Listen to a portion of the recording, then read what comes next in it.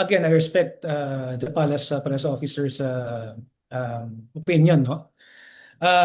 But of course, it was never issued as a threat, no? It was issued as a statement of fact. Why do we say it's a statement of fact?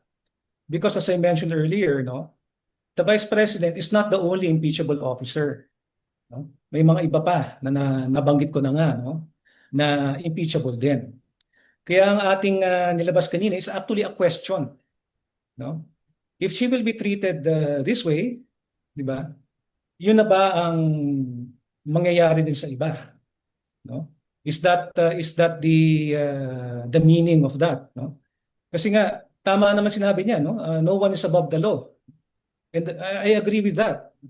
If the Vice President has to answer, for example, for any crime, no, should it be now that she is still a sitting Vice President or later when she is no longer, no, if ever, no?